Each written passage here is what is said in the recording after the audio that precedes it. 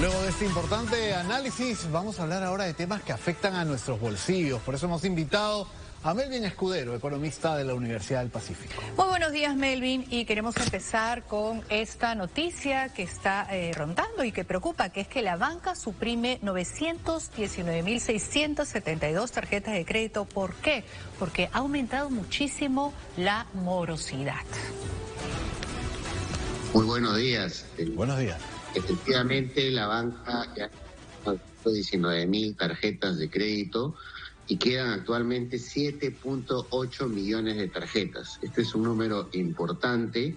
Sin embargo, debido a las consecuencias de la pandemia, el incremento en el desempleo y las dificultades que viven las familias, la morosidad en el sector de tarjetas de crédito también ha crecido de manera importante, de 4.3% a 13.4%. Se ha multiplicado por 3 veces.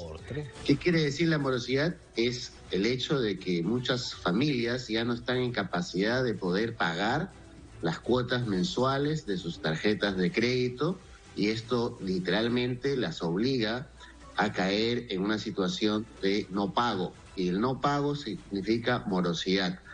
El incremento en 3 veces en el último año es significativo, es consecuencia directa de la pandemia y de la fragilidad con la que muchas familias viven hoy en día para poder sobrevivir y, digamos, sustentar sus necesidades diarias de alimentación, salud y educación, que es lo más importante. Sin embargo, para estas personas que todavía tienen deudas, hay que pensar con la cabeza y actuar rápido. Melvin, vamos a ir a los consejos en un instante, pero queríamos preguntarte por algo que nos llama la atención al lado de la cifra: casi 1 millón de tarjetas que han sido anuladas, retiradas de circulación.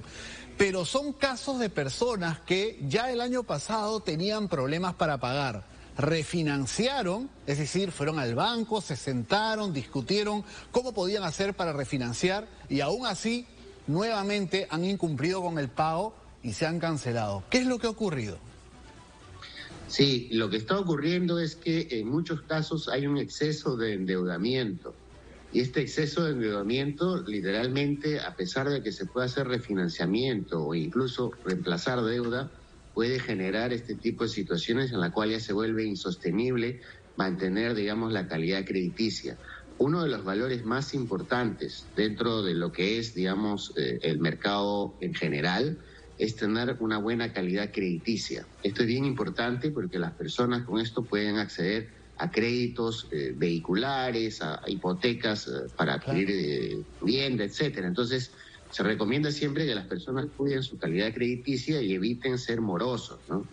Entonces, esta situación debería ser la extrema. Sin embargo, hay un grupo de gente que simplemente se endeudó en la pandemia, no podía trabajar, estaba encerrada en su casa y finalmente decidió no hacer el pago, más allá de las consecuencias que esto implique, porque muchos, acuérdense, viven entre la frontera de la informalidad y la formalidad. Entonces, con 7 de cada 10 trabajadores peruanos, entre 7 y 8 en la informalidad, prácticamente le interesa pues un comino, cuál es su calidad crediticia, cómo lo van a ver los bancos. Entonces, si le han dado acceso a alguna línea, la utilizó y después dijo, ya, la pagaré cuando pueda, más adelante con la refinancia, ¿no? Pero para la mayoría de los peruanos que sí viven en la formalidad, es muy importante mantener la calidad crediticia. Y para eso, la recomendación es reestructurar deudas y amarlas, ¿no? Casi todos los bancos ofrecen estas condiciones y posibilidades. Sin embargo, es importante también tener en cuenta que uno puede ir al banco de la competencia y pedirle una recompra de deuda. Hoy día, aunque usted no lo crea, la banca peruana, al igual que la banca en todo el mundo, tiene liquidez. ¿Y por qué tiene liquidez? Porque como la economía se desinfló debido a la pandemia, se cayó fuerte, a pesar de que se está recuperando, los bancos centrales, incluyendo el de Perú, inyectó muchísima liquidez. Entonces los bancos tienen plata. Si su banco se demora en negociar con usted una reestructuración de plazos y tasas, usted puede ir al banco de la competencia y pedirle una recompra de deuda. Y si usted tiene buena calidad crediticia, por eso es importante no caer en morosidad, es muy probable que el banco de la competencia le ofrezca mejores condiciones para poder reestructurar esa deuda, ¿no?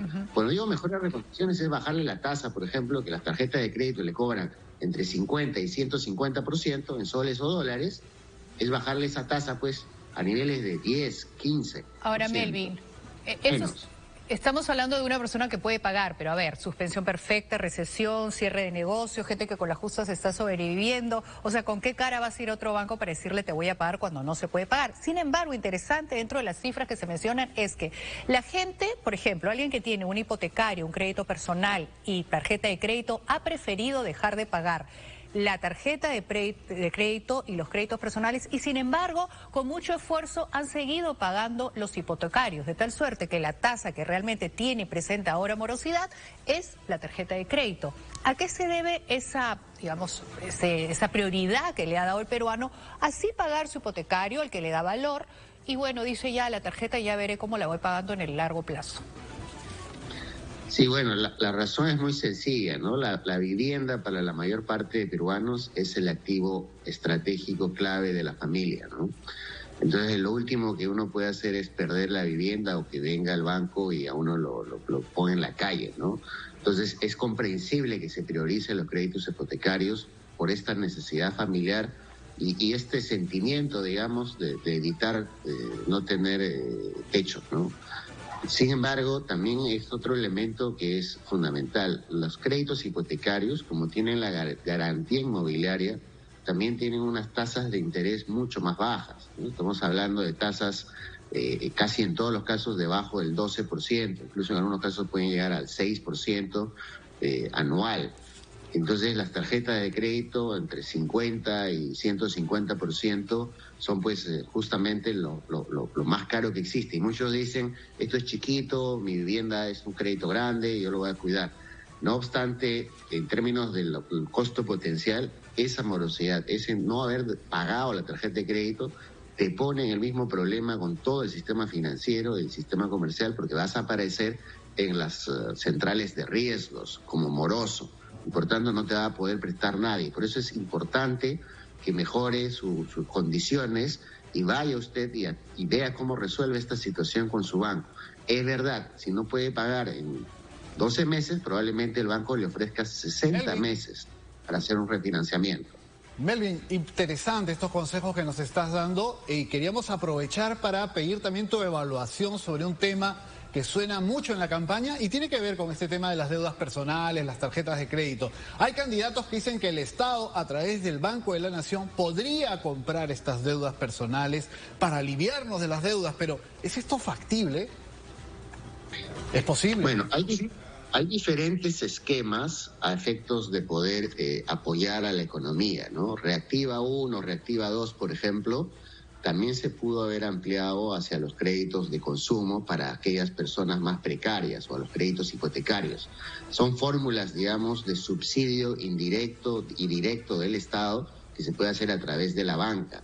Sin embargo, hay que diferenciar entre lo que serían medidas especiales para poder apoyar a los agentes económicos, incluyendo las familias, esto es importante, no solo las empresas, del populismo exacerbado que busca romper los sistemas con el objeto de obtener votos electorales, ¿no? Por ejemplo, se está tratando de obligar a la banca a bajar los tipos de interés a los mínimos, ¿no? Lo cierto es que cuando uno ve las tasas de interés en los bancos, efectivamente hay ciertos segmentos, y las tarjetas de crédito son uno de ellos, donde las tasas son relativamente altas. Y uno se pregunta por qué sucede eso. Sucede fundamentalmente porque la morosidad es alta. Entonces el banco tiene plata de millones de peruanos que tiene que proteger y cuidar. Entonces tiene que, de alguna manera, evitar que ese dinero pierda. No es que el banco de su capital esté prestando el dinero. Es el dinero de millones de peruanos que son en realidad intermediados por el sistema financiero para prestar. Entonces el banco está obligado a proteger. Y de ahí, obviamente, puede tener una ganancia decente.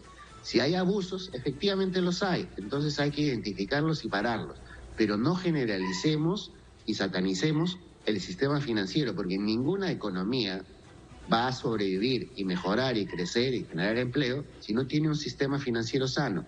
Si el Banco de la Nación quiere competir, que lo haga con reglas idénticas al sector privado, que no tenga preferencia, porque eso de ahí generaría, digamos, un discriminatorio. Lo Muy cual bien. Sabemos que mi Constitución lo permite, ¿no? Entonces es importante generar más competencia. pero tengamos cuidado, evitemos el exceso de populismo en este tema. Está bueno. Muy bien, muchísimas gracias, Melvin, y pues recomendarles siempre que tengamos una salud económica, que tratemos de mantener lo más que se pueda nuestro crédito, nuestro récord financiero ante la banca, y siempre si se puede pagar un poquito más del mínimo. Hay gente que vive el mínimo, o que una tarjeta le compre otro banco la deuda esta, y así viven un poco endeudados. Así que nada, ajustarse los pantalones y tratar de pagar un poquito más que el mínimo. Muchas gracias y siempre seguiremos dando consejos de salud financiera. Muchas gracias.